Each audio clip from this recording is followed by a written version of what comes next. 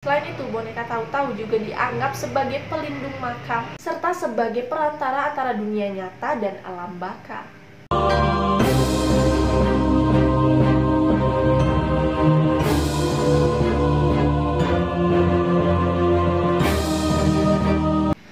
Welcome back to my YouTube channel, dan thank you buat kalian yang sudah klik video ini. Oke, jadi setelah sekian purnama, aku akhirnya bisa kembali lagi, dengan cerita-cerita yang seru, dengan sejarah-sejarah dan juga tradisi-tradisi unik yang ada di dunia ini. Nah, di video kali ini aku akan membahas baru mulai, mohon maaf, titit.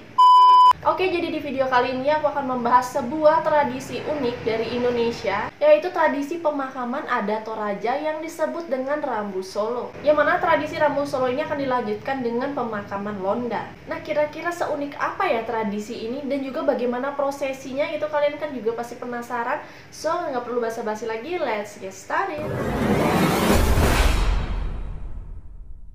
Oke, jadi secara harfiah, Rambu Solo ini memiliki arti sinar yang arahnya ke bawah. Dan jadi sesuai dengan namanya juga, tradisi pemakaman ini dilakukan pada saat matahari terbenam, yang dilakukan oleh masyarakat Toraja, Sulawesi Selatan. Tradisi ini bertujuan untuk menghormati arwah atau jiwa dari seseorang yang udah meninggal itu dan mengantarkannya ke alam roh. Atau bisa dibilang juga ini merupakan bentuk dari penyempurnaan arwah dari orang yang sudah meninggal. Dan masyarakat di sini percaya kalau misalnya upacara pemakaman ini belum benar-benar selesai gitu ya, orang yang meninggal ini nggak akan dianggap meninggal, tetapi dianggap seperti orang sakit. Jadi mereka tetap dikasih makan, minum, dan juga beristirahat, ditidurkan di tempat tidur begitu sebelum upacara ini pokoknya benar-benar komplit gitu. Dan selain itu ya, dalam pelaksanaan tradisi ini memakan biaya yang nggak sedikit, bisa sampai puluhan juta, karena adanya prosesi penyembelihan kerbau dan babi yang jumlahnya juga kagak sedikit. Kalian bisa bayangin harga satu ekor aja berapa? Nah, ini jumlahnya nggak sedikit.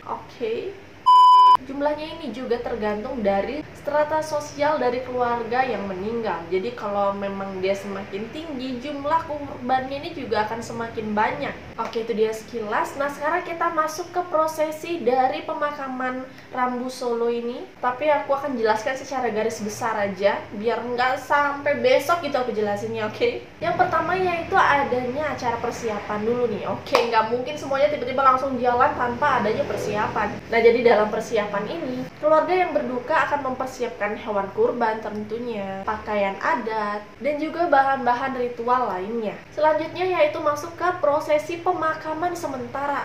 Ini maksudnya pemakaman sementara. Terus habis itu gimana? Nah, jadi pemakaman sementara ini dilakukan karena tradisi Rambu Solo ini kan sangat kompleks ya, sangat rumit dan perlu banyak persiapan. Jadi dilakukanlah prosesi pemakaman sementara di sebuah tempat yang disebut dengan tongkonan sambil menunggu pelaksanaan upacara utama berlangsung nih. Jadi dilakukanlah pemakaman sementara. Selanjutnya, nah ini barulah ke pemakaman Rambu Solo, upacara utamanya, yang mana proses ini dilakukan saat persiapan semuanya itu benar-benar selesai, benar-benar lengkap gitu kan ya, barulah bisa dilaksanakan upacara utama ini, dimana melibatkan penyembelihan hewan tadi yang aku bilang. Hewan kerbau itu dianggap sebagai kendaraan yang akan ditunggangi oleh arwah dari orang yang sudah meninggal. Nah, ini jadi kayak transportasinya ini nih, si kerbau ini. Terus ada juga penyembelihan babi yang digunakan sebagai persembahan untuk menghormati para leluhur mereka. Dan juga ada prosesi pertunjukan tari-tarian gitu yang indah. Dan setelah itu, setelah prosesi ini selesai, ada lagi nih namanya proses pemindahan jenazah.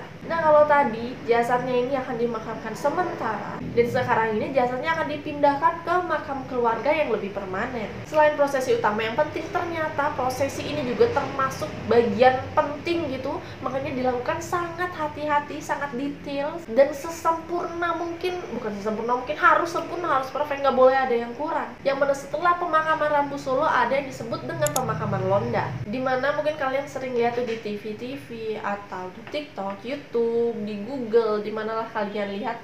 Yang mana pemakaman Toraja ini kan udah terkenal banget ya. Kalian mungkin pernah lihat tuh ada gua-gua yang di tebingnya tuh ada celah-celah gitu. Nah, itu dia, itulah yang dimaksud dengan pemakaman Londa. Yang mana celah-celah dari gua itu akan digunakan sebagai tempat pemakaman keluarga. Dan yang menjadi ciri khas dari pemakaman Londa ini yaitu adanya boneka. Maaf nih, bukan boneka teddy bear ya.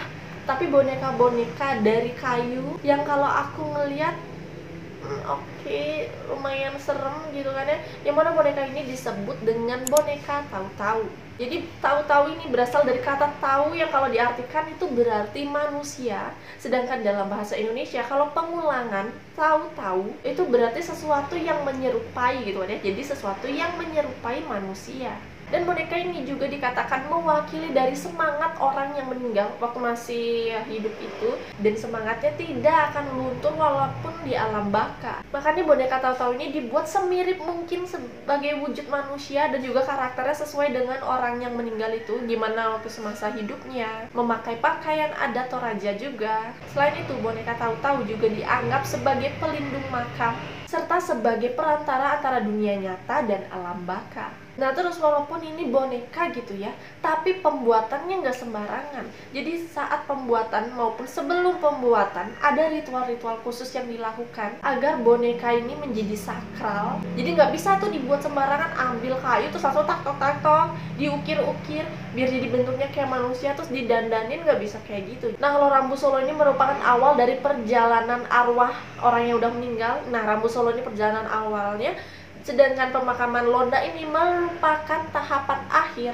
istilahnya pemberhentian terakhir dari arwah yang meninggal, di mana jenazah orang ini akan dimakamkan secara permanen di pemakaman keluarga.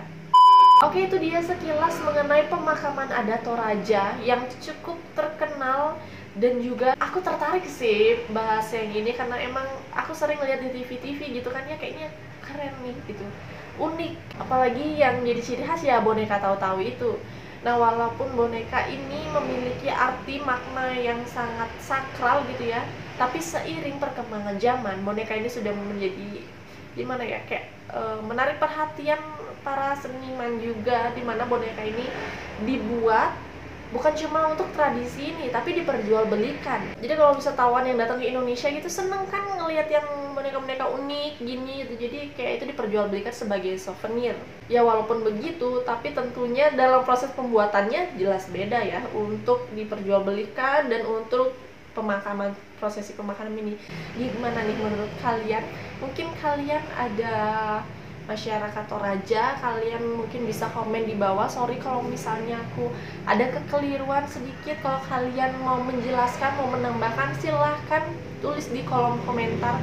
Dan sekian dulu video kali ini. Jangan lupa untuk subscribe, like, share, komen, dan juga aktifkan lonceng kalian agar kalian tidak ketinggalan video-video terbaru dari aku. And see you on the next video. Bye!